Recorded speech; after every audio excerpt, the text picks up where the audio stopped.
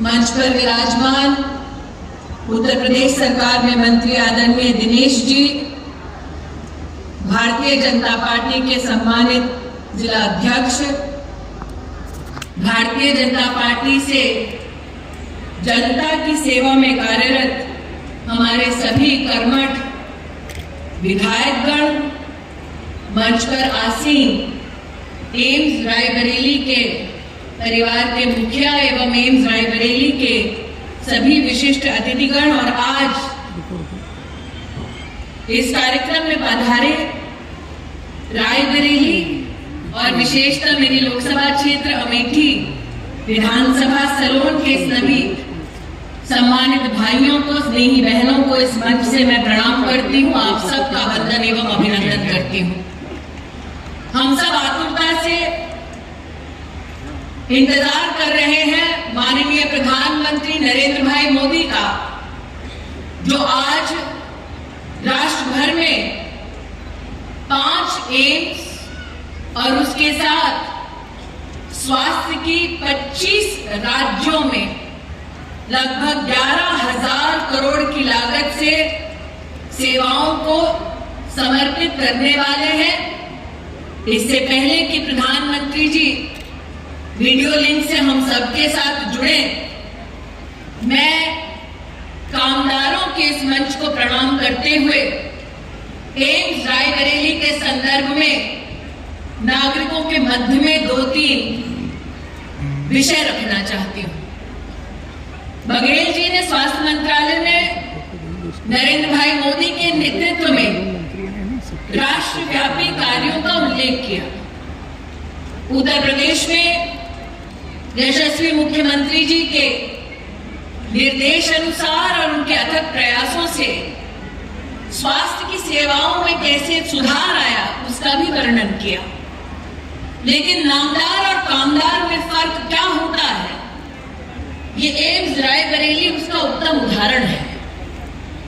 इस एम्स रायबरेली को घोषणा से प्रधानमंत्री मोदी के पुण्य हाथों के द्वारा 16 दिसंबर 2018 में राष्ट्र को समर्पित किया गया।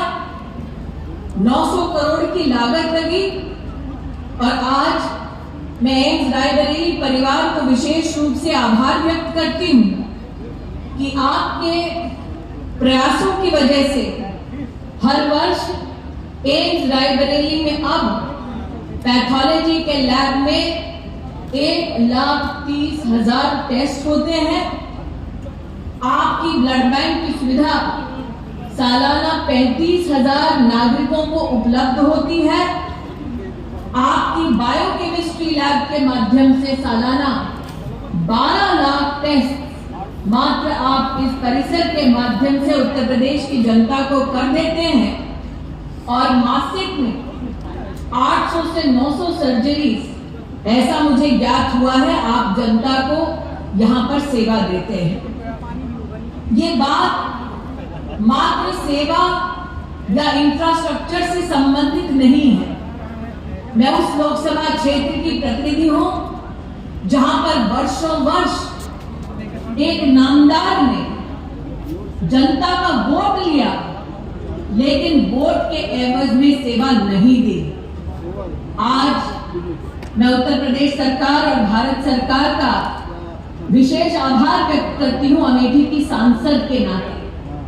अमेठी इस बात का साक्षी है कि आज से 30 साल पहले अमेठी में मेडिकल कॉलेज बनाने का वादा देते हुए नामदारों ने जमीन भी अपने लिए गेस्ट हाउस बना दिया, लेकिन अमेठी के नौजवानों के लिए एक मेडिकल कॉलेज नहीं बनाया।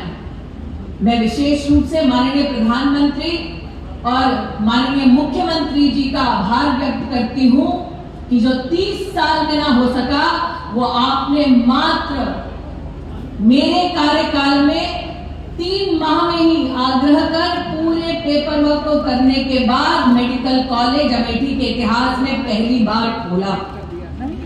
मैं आज अमेठी के सांसद के नाते मुख्यमंत्री जी आभार वंदन करना चाहती हूँ। वर्षों वर्ष मेरे क्षेत्र से अगर किसी को डायलिसिस की सुविधा चाहिए हो तो गरीब से गरीब व्यक्ति लखनऊ को दौड़ता। आज अमेठी में पहली बार डायलिसिस सेंटर खुला है क्योंकि प्रधानमंत्री जी का आशीर्वाद रहा और आपका सहयोग रहा।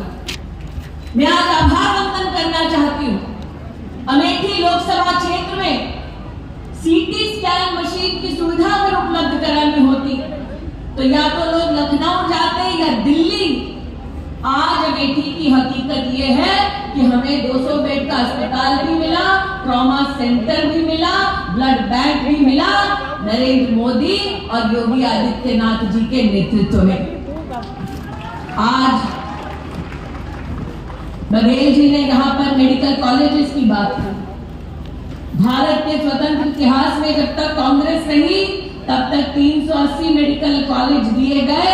ये हमारा अभिमान है भाजपा के कार्यकर्ता होने के नाते कि जो भारत में, स्वतंत्र भारत में 380 कॉलेज बने। अगर आप 10 वर्ष की अवधि देखें तो 2014 से लेकर 24 में नरेंद्र मोदी ने 706 मेडिकल कॉलेजेस पर लाकर आज उस संख्या को खड़ा कर दिया है। जनऔषधि केंद्र की बार बार बातें आपने सुनी होंगी। आज भारतीय जनता पार्टी की कार्यकर्ता होने के नाते मुझे इस बात का गौरव है कि एक तरफ जनऔषधि केंद्र भारत सरकार ने 10,000 से ज्यादा बनवाई है, लेकिन दूसरी ओर गरीब का साल में जनता जनार्दन इस 10,000 जनऔषधि केंद्र के माध्यम से 30,000 करोड़ रुपया तक बचा चुकी है। मैं आज अभिनंदन और आभार की मुद्रा में कहती हूँ, प्रधानमंत्री मोदी हमारे राष्ट्र के इतिहास में पहले ऐसे प्रधानमंत्री हैं जिन्होंने 25 करोड़ नागरिकों को गरीबी से उभार कर विकास के पथ पर अग्रसर किया है। और ये मेरा अभिमान है। बघेल साहब, आप भी अपने मंत्रालय के लिए अभिनंदन लेके जाएं। इनमें से 13 करोड़ लोग गरीबी रेखा से उभर पाए मात्र इसलिए क्योंकि नरेंद्र भाई के नेतृत्व में जनऔषधि के साथ साथ आयुष्मान भारत योजना का लाभ देश में 10 करोड़ से ज्यादा परिवारों को मिला है। आज मैं आभार की मुद्रा में एक महिला होने के नाते कहती हूँ, हमारे देश में, हमारे समाज में महिला स्तन के कैंसर के बारे में कभी चर्चा नहीं करती थी। पहली बार आयुष्मान भारत की वजह से देश भर में 24 करोड़ महिलाओं ने अपना उपचार भी कराया, अपनी टेस्टिंग भी कराई। इसका मतलब महिला अपने अधिकार को और अधिकार को किस तरह से प्राप्त किया जाता है उसकी जानकारी रखती थी। उसके पास साधन नहीं था। आज आयुष्मान भारत योजना के अंतर्गत राष्ट्र भर की गरीब महिलाओं को वो साधन दिलवाने के लिए प्रधानमंत्री मोदी का हम सब की ओर से मैं विशेष अभिनंदन करती हूँ। हम सब आतुर हैं मुख्यमंत्री जी को सुनने के लिए। मैं इससे पहले कि मुख्यमंत्री जी आमंत्रित हों, सभी अपने स्नेही बहनों से, सम्मानित भाइयों से कहना चाहती हूँ कि किसी ने कल्पना नहीं की होगी कि एक दिन हिंदुस्तान में ऐसा दिन आएगा कि अगर गरीब की बेटी बहू गर्भ से हो तो बड़ा भाई आशीर्वाद के रूप में उसके बैंक के खाते तक पैसा पहुंचाएगा।